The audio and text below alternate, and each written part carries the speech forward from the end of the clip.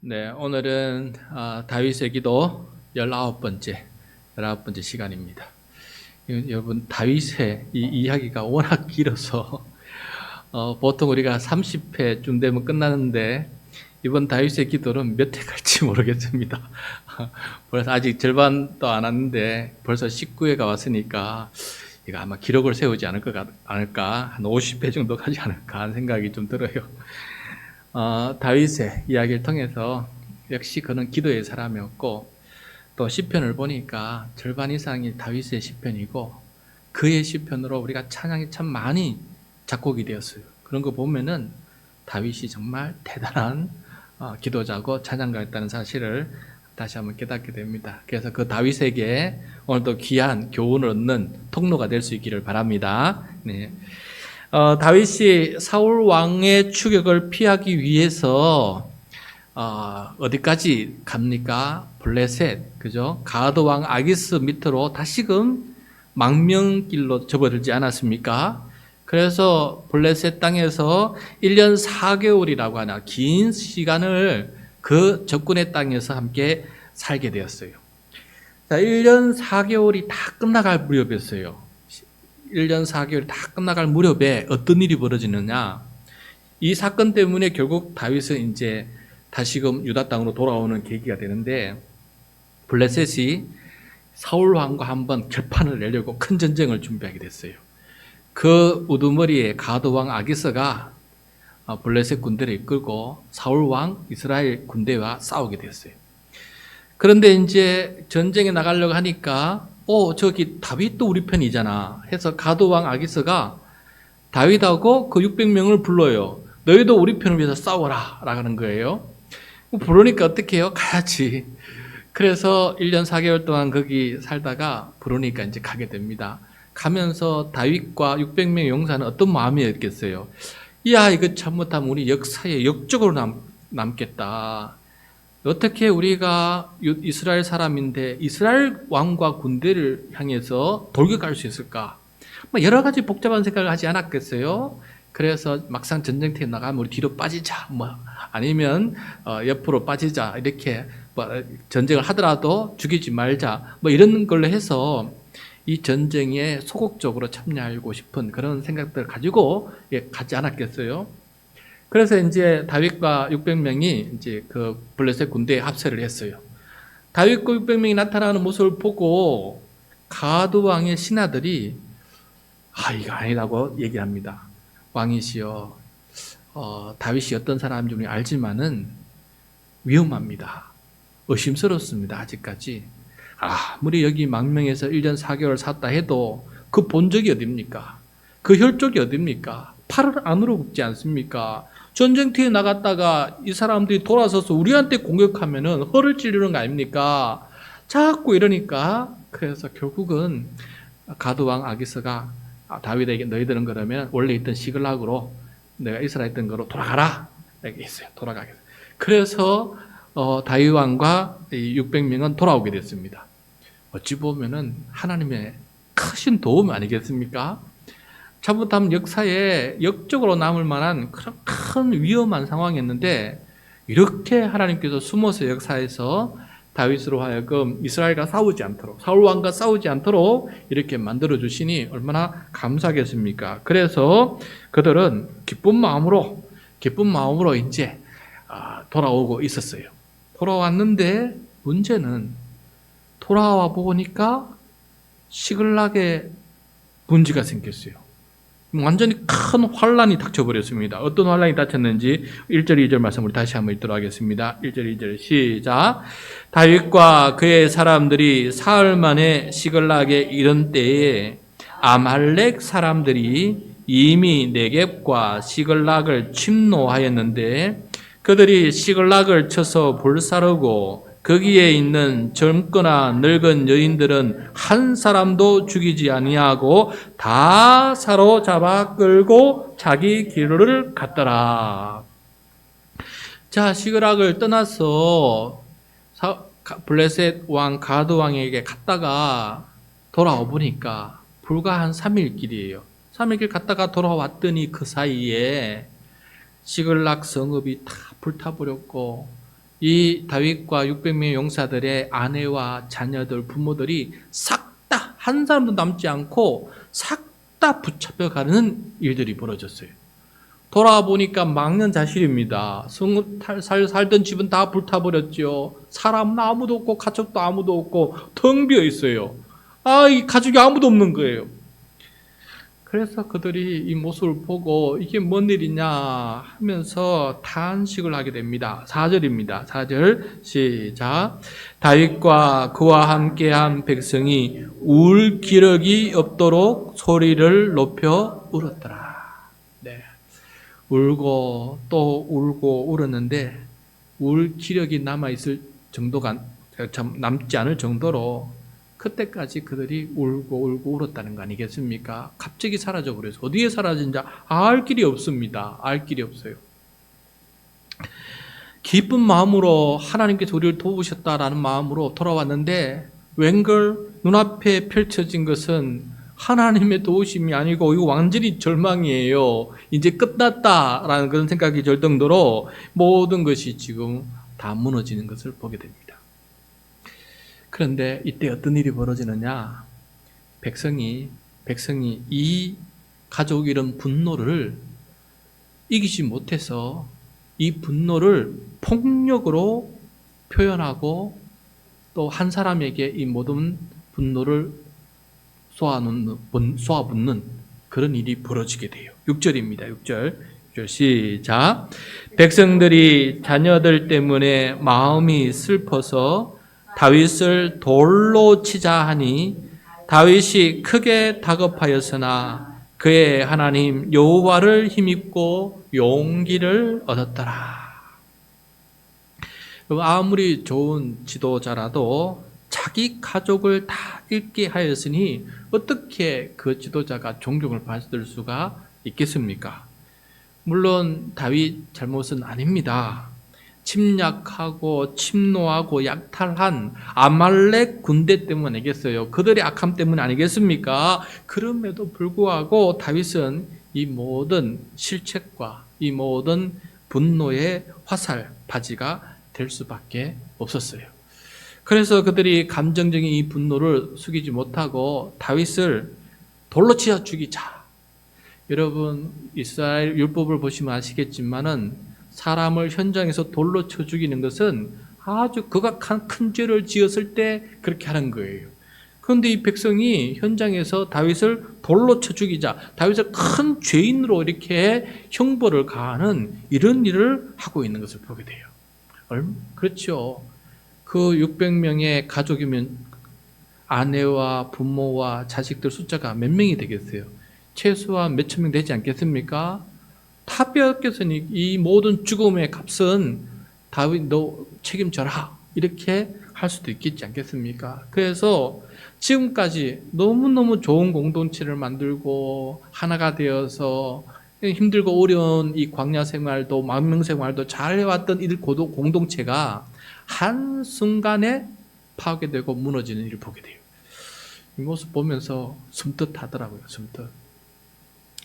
가정이 무너지는 것도 한순간일 수도 있고 교회가 무너지는 것도 한순간일 수도 있고 우리 직장 다니는 직장이 무너지는 것도 한순간일 수 있고 우리의 생명 건강이 무너지는 것도 한순간일 수도 있고 참 우리의 연약함이 여기 다시 한번 깨닫게 된다라는 것을 보게 되었어요. 다윗도 어쩔 수 없는 상황이 벌어졌습니다. 이제 다 끝났다. 그래서 다급했다는 다윗이 다급했다. 크게 다급했다. 너무너무 당황했는 거죠. 이제 죽을 수도 있으니까 너무 당황한 거지요. 그래서 하나님 앞에 기도를 했는지 어떻게 했는지 모르지만 그가 하나님 여호와를 힘입고 용기를 얻었더라라는 말씀으로 그 6절 전반부하고 후반쪽 완전히 바뀌게 돼요. 다급했는데 그가 여호와를 힘입어 용기를 얻었더라. 그러면 요 사이에 뭔 일이 있었겠어요? 다급한 마음이 어떻게 용기 있는 마음입니까? 두렵고 떨리는 마음이겠어요? 용기 다 잃은 마음 아니겠어요? 그런데 그 마음하고 그 한 구절 사이에 어떻게 다윗이 다시 힘을 얻었을까? 그래서 그것을 묵상하다가 지금까지 우리 다윗의 이야기를 살펴보면은 다윗은 기도하는 사람이었다. 그죠?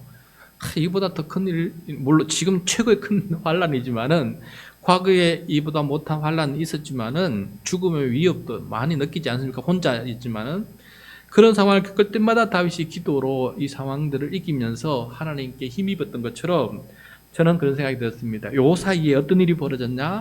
다윗이 기도함으로, 하나님께 기도함으로 다시금 용기와 힘을 얻었다. 그런 생각을 하게 되었어요.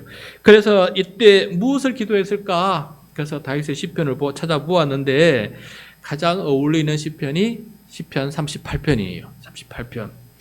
이 다윗의 기도문이 이 상황에 들었을 가능성이 매우 높다 할 정도로 그 상황을 잘 표현하고 있습니다. 먼저 다윗은 이 백성의 분노를 겸손하게 하나님의 분노로 받아들여요. 놀라워요. 1절 말씀입니다. 시편 38편 1절 화면을 보면서 읽겠습니다. 시작.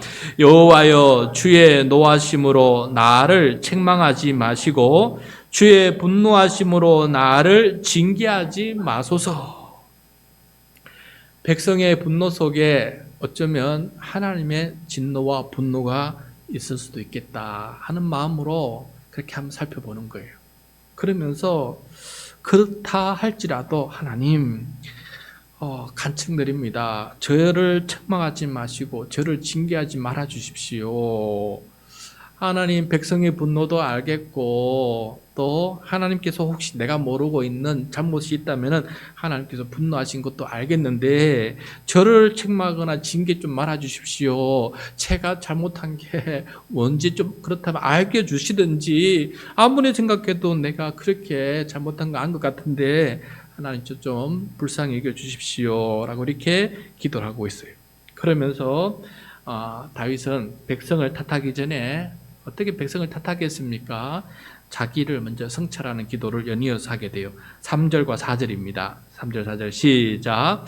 주의 진노로 말미암아 내 살에 성한 곳이 없사오며 나의 죄로 말미암아 내 뼈에 평안함이 없나이다. 내 죄악이 내 머리에 넘쳐서 무거운 짐 같으니 내가 감당할 수 없나이다. 다윗이 굉장히 자기 성찰하면서 겸손해져요. 하나님의 진노로 내 살이 성한 곳이 없다.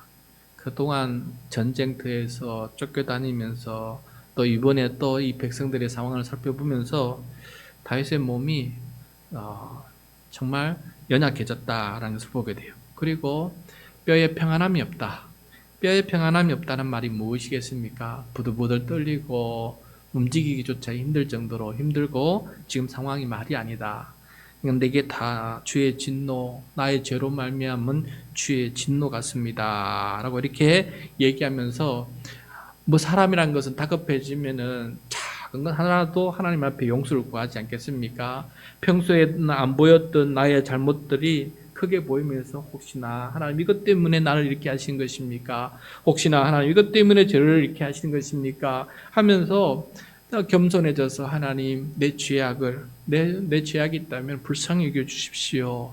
그러면서 하나님 앞에 이렇게 회개기도 아마 큰 잘못을 한 거 없는데 아직까지는 그럼에도 불구하고 회개기도를 드리고 있는 것을 보게 돼요. 저는 그런 생각이 들었어요. 다윗이 조금 더 생각이 있었다면은 600명의 군사를 다 거느리고 가는 게 아니고 최소한 100명 정도는 남겨두어서 그 시글락 성읍을 지킬 수 있도록 해야 되지 않겠어요? 그런데 다 출정하는 바람에 너무 안심했던 것 같아요. 너무 안이하게 생각했던 것 같은데 그래서 생명을 보호해야 될 그 책임을 전략적인 책임을 다하지 못했던 그런 안일함이 혹 문제 삼는다면 문제 삼을 수 있겠지. 다윗에게 무슨 문제가 있을까? 아무리 생각해봐도 저는 생각이 나지 않는데 다윗은 그렇게 큰 잘못은 아니지만 이렇게 회개하고 있는 것을 보게 돼요. 다윗의 그런 간절한 마음, 겸손한 마음, 다급한 마음이 느껴집니다. 자, 그렇게 하고 난 다음에 다윗 또 탄식을 하게 돼요. 10절과 11절인데 같이 한번 또 하겠습니다. 시작. 내 심장이 뛰고 내 기력이 쇠하여 내 눈의 빛도 나를 떠났나이다. 내가 사랑하는 자와 내 친구들이 내 상처를 멀리하고 내 친척들도 멀리 섰나이다. 이게 정말 다윗에게 처음 겪는 그런 위급하고 놀라운 그런 상황 아니겠어요? 그래서 자기 심장도 자기 기력도 자기 눈빛도 다 떠나서 멀어졌는데 뿐만 아니라 내 안에도 나의 안에 있는 내 육신도 내 마음과 멀어졌는데 내 주변에 있는 사람도 내 마음과 멀어졌습니다. 사랑하는 자도 내 친구들도 내 친척들조차도 지금 멀리 서서 나를 쳐다보고 있습니다 하면서 다윗이 얼마나 크고 다급했는지 답답하고 외로웠는지 그것을 하나님 앞에 하소연하고 있는 것을 보게 돼요. 하나님, 제가 이렇게 되어버렸습니다. 도와주세요 하지 않겠습니까? 그리고 다윗은 억울함도 하나님께 호소합니다. 나 좀 억울합니다. 20절이에요. 20절 시작. 또 악으로 선을 대신하는 자들이 내가 선을 따른다는 것 때문에 나를 대적하나이다. 그렇죠. 이게 정말 다윗이 하고 싶은 말 아니겠어요? 내가 이 고생 안 할 것 같았으면은 하나님께서 기름 부어 세운 왕, 내가 진작에 죽였고 내가 유다 왕이 되어서 지금 뚱뚱하게 살고 있지 않았겠습니까? 그렇지만 내가 하나님께서 하신 일에 끼어들기 싫고 하나님께서 하실 일에 내가 하나님을 대신할 수 없어서 이렇게 내가 도망다니고 이렇게 또 망명까지 하고 있지 않았습니까? 내가 하나님 뜻을 합당하게 살려고 이렇게 노력하고 선을 따르겠는데 나를 이렇게 대적하면은 저는 억울한 거 아닙니까? 하나님, 저 사정도 좀 살펴주십시오. 이렇게 하나님 앞에 억울함을 호소하고 또 탄식하는 모습을 보게 돼요. 그래서 이제 어떡합니까? 어쨌든 하나님의 도우심을 구해야 되지 않겠습니까? 21절 22절입니다. 시작. 여호와여 나를 버리지 마소서. 나의 하나님이여 나를 멀리하지 마소서. 속히 나를 도우소서. 주 나의 구원이시여. 백성은 다 버려도 내 육신조차 나를 버려도 내 가까운 사람들조차 나한테서 멀리 서 있어도 하나님만큼은 그렇지 않습니다. 나의 구원자 되신 하나님, 하나님은 멀리하지 마시고 나를 아시니 내 속마음을 다 아시니 나를 도와주십시오. 나를 구원하여 주십시오. 라고 이렇게 간구하고 있는 모습을 보게 돼요. 얼마나 기도했겠어요? 하나님 도와주세요. 얼마나 큰 간구를 했겠습니까? 다윗은 그동안 여러 환난을 기도를 통해서 이겨온 기도의 용사입니다. 이렇게 기도한 후에 다윗은 눈을 들어서 제사장 아비아달을 불러서 하나님의 뜻을 좀 물어봐야 되겠습니다. 하나님의 응답이 없으니 제사장 에봇을 가지고 오십시오. 우림과 둠밈을 통해서 하나님의 뜻을 물어보고 하나님의 뜻이 무엇인지 듣고 싶습니다 하면서 제사장을 불러요. 그래서 제사장에게 물었습니다. 하나님, 저 어떻게 하면 좋겠습니까? 왜 이렇게 성읍을 파괴시키고 우리 가족을 다 데리고 간 사람들을 찾고 그들을 만나서 다 우리 가족들을 되살릴 수 있습니까? 가면 이길 수 있습니까? 라고 이렇게 물어요. 그러니까 하나님께서 어떻게 대답해 주시느냐? 오늘 말씀 다시 돌아가서 사무엘상 30장 8절입니다. 30장 8절 같이 읽도록 하겠습니다. 시작. 다윗이 여호와께 묻자와 이르되 내가 이 군대를 추격하면 따라잡겠나이까 하니 여호와께서 그에게 대답하시되 그를 쫓아가라. 네가 반드시 따라잡고 도로 찾으리라. 이 말씀 때문에 다윗이 용기를 얻은 거 아니겠어요? 하나님 도와주세요. 그러다가 하나님께서 지혜를 주셨어요. 하나님의 뜻을 물어보게끔. 그래서 물었더니 하나님께서 그래, 이렇게 하면 너 다 찾아올 수 있어. 가봐. 라고 이렇게 허락해 주시는 거예요. 이 환란이 역전될 수 있는 그런 길을 하나님께서 열어주신 겁니다. 그래서 다윗은 함께한 600명 용사들을 불러놓고 하나님의 응답입니다. 하나님께서 가면은 찾을 수 있고 죽여갈 수 있고 다 우리가 도로 찾을 수 있습니다라고 말씀했습니다 했더니 그들 모두가 그 말씀을 묻고 다윗을 따라서 다시금 추격하게 됩니다. 그래서 추격하고 다 찾았어. 한 사람도 빠짐없이 모든 가족들을 다 도로 찾아서 돌아오고 아말렉과의 전쟁에서 승리하고 돌아오게 되는 것이에요. 그렇게 하나님께서 다윗을 이렇게 도와주시고 회복시켜 주시는 이 일들을 하게 됩니다. 그런데 여러분, 그 앞에 말씀하고 뒤에 말씀하고 같이 읽어보면은 기막힌 일이 여기서 깨닫게 돼요. 여러분, 이 전쟁터에서 다윗은 지금 아말렉과 전쟁을 하고 있잖아요. 요 시간에 블레셋은 누구랑 전쟁하고 있습니까? 사울 왕과 이스라엘과 전쟁하고 있지 않습니까? 근데 하나님께서는 이 아말렉, 오랫동안 철전지 원수였던 이 아말렉을 이번 참에 해결하게끔 해주셨어요. 그런데 이것만이 아니라 그 자리에서 사울 왕과 요나단은 저쪽 전쟁터에서 죽어요. 만약에 다윗과 이 600명 용사들이 저 전쟁터에 참여했더라면은 다윗과 600명 용사들은 영원히 이스라엘 땅으로 돌아올 수 못합니다.